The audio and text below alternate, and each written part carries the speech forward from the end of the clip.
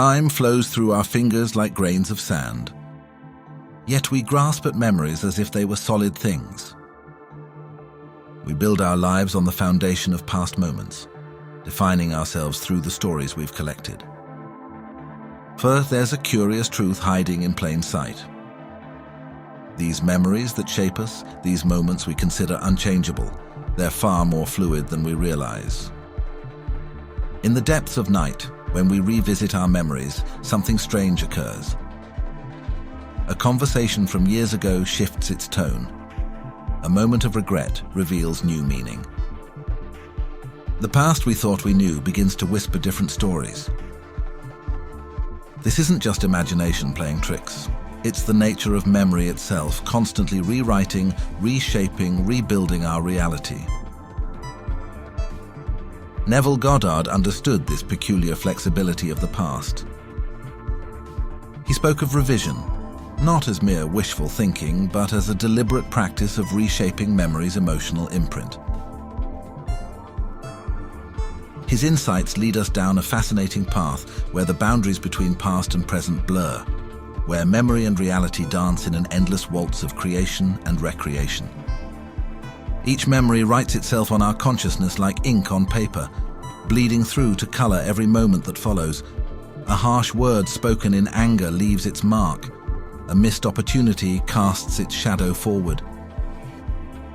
Yet in this supposed permanence lies a hidden doorway, one that leads not backward through time but inward through perception. Consider how the same memory transforms throughout your life. The childhood failure that once felt devastating now appears as a crucial lesson. The lost friendship that brought such pain reveals itself as a necessary turning point. These shifts happen naturally, but what if we could guide them?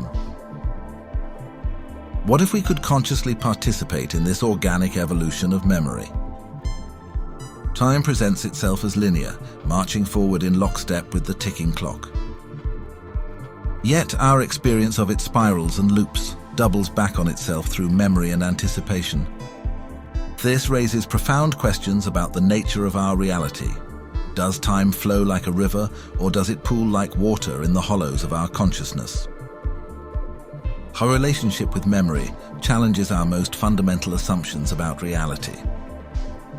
Every moment of now is filtered through the lens of then, colored by the stories we tell ourselves about who we were and who we've become. And in this intricate dance between past and present, we find ourselves not just observing our memories, but actively participating in their ongoing creation. This brings us to a fascinating intersection, where memory meets consciousness, where perception shapes reality. The ancient Greeks spoke of Mnemosyne, the goddess of memory, as the mother of all muses. Perhaps they understood something we're only beginning to grasp. That memory isn't just a record of what was, but a living, breathing force that shapes what is and what could be.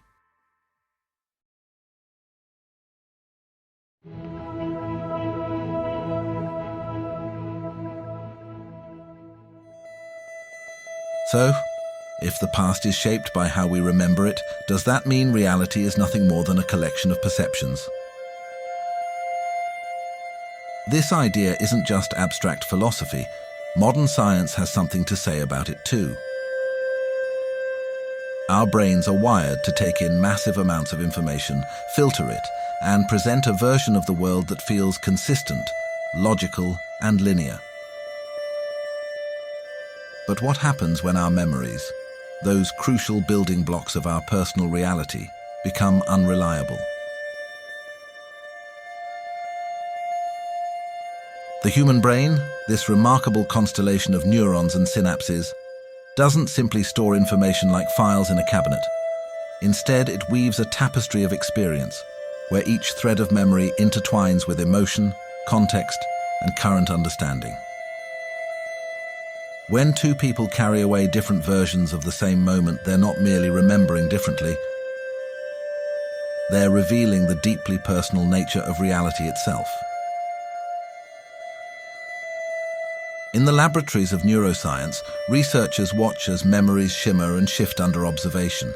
the process of reconsolidation reveals a profound truth. Every time we touch a memory, we leave our fingerprints upon it. Like archivists handling ancient documents, we can't help but alter what we seek to preserve. This malleability isn't a flaw in our design. It might be its most crucial feature.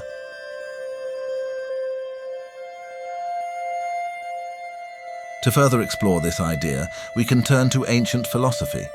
Plato's allegory of the cave presents a powerful metaphor for how human perception can limit our understanding of reality. In the allegory, prisoners are chained inside a cave, only able to see shadows cast on the wall by objects behind them. These shadows represent the prisoners' entire reality. They believe the shadows are the objects themselves because they have never seen the source of the light. Isn't memory much like those shadows? We perceive our past not as it truly was, but as a set of filtered and reconstructed events shaped by our mind. And just as the prisoners in the cave can't see the full truth, we are bound by the limits of how our brains construct and recall time and experience.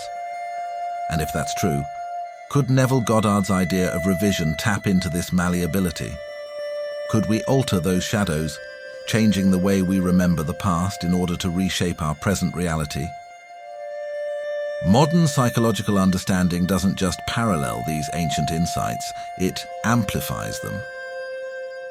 When cognitive behavioral therapy helps someone reframe their past, it's not merely changing their perspective, it's literally rewiring their brain's neural pathways. The butterfly effect in chaos theory finds its mental equivalent here. The smallest shift in how we hold a memory can cascade into profound changes in our present experience. Think of your consciousness as an artist, constantly retouching the canvas of your past. Each brushstroke of memory affects not just the scene being painted, but the entire composition of your life story. This isn't just metaphor, it's the very mechanism by which consciousness constructs our reality. As the Greek philosopher Heraclitus once said, "You cannot step into the same river twice." This simple observation speaks to the ever-changing nature of reality. Like the river, our memories and perceptions are in constant flux. What we remember, what we perceive, is never quite the same, even if it feels like it is. Neville Goddard's revision technique taps into this exact principle. By revising a memory, we step into a new river, a river that flows differently, leading to different outcomes.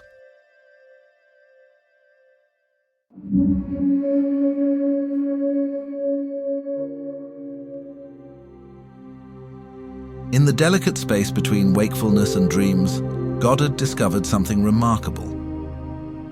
A doorway through which we might step back into our own histories, not as passive observers, but as active creators. His revision technique isn't merely about changing memories. It's about recognizing our role as the architects of our own experience. As consciousness drifts towards sleep, when the rigid boundaries of what we call reality grow soft and permeable, we find ourselves in a unique position to reshape not just how we remember, but who we understand ourselves to be. Like a master painter approaching a finished canvas with fresh eyes and new inspiration, Goddard's technique invites us to revisit the day's events with the understanding that no stroke is truly permanent.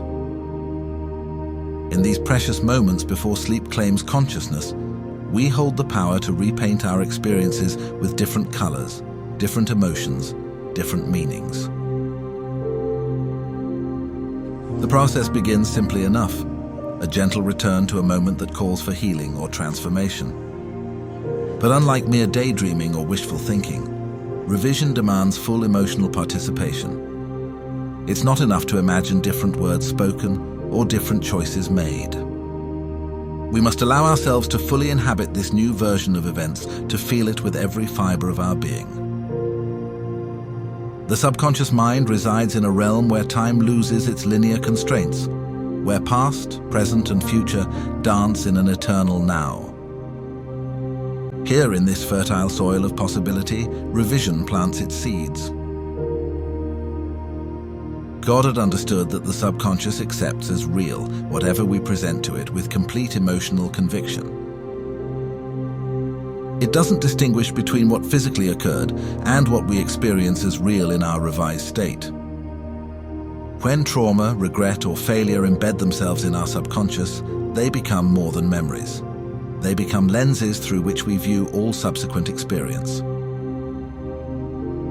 But through revision, we gain the ability to change these lenses, to alter not just how we see our past, but how we experience our present and create our future.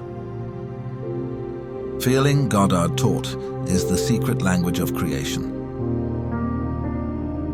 It's the bridge between imagination and reality, the force that transforms mere visualization into manifestation.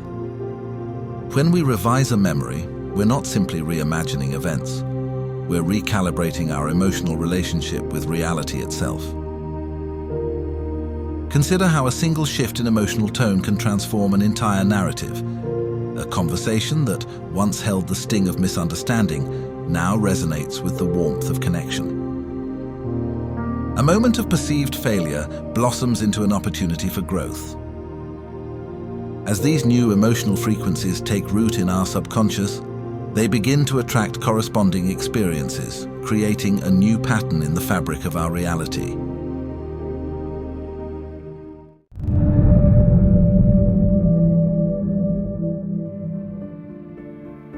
As we delve deeper into Goddard's revision technique, we find ourselves at a fascinating crossroads where ancient wisdom meets modern understanding. Science, with its rigorous methodology, offers us glimpses into the malleable nature of memory and consciousness, while still leaving room for the mysteries that lie beyond current comprehension. Modern neuroscience reveals that our memories exist not as fixed recordings, but as dynamic patterns of neural activity, constantly being reassembled and reconstructed. Each recall becomes a moment of recreation, where the past is not simply remembered, but actively reimagined through the lens of present understanding. This plasticity of mind suggests something profound. Our memories are not mere artifacts of past experience, but living elements of our ongoing creation. When we engage in revision, we're not fighting against the nature of memory. We're working in harmony with its inherent flexibility. How does a shift in memory create ripples in physical reality? Science offers us clues through the study of perception and behavior. When we alter our emotional relationship with past events, we literally rewire the neural pathways that govern our responses to present circumstances. This neurological restructuring manifests in subtle but powerful ways: altered body language, different emotional responses, new patterns of thought and behavior. While science provides a framework for understanding the mechanics of memory and consciousness, Goddard's teachings point to something more, a deeper level of reality, where consciousness itself becomes the primary force of creation. This is where empirical measurement meets mystery, where the quantifiable aspects of brain function give way to the ineffable nature of consciousness itself. The dance between science and metaphysics doesn't require us to choose sides.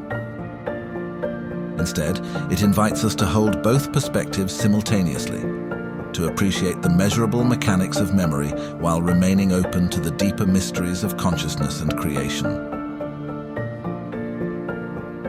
In the space between what science can measure and what consciousness can experience, we find the true power of revision. It's not just a technique for feeling better about the past.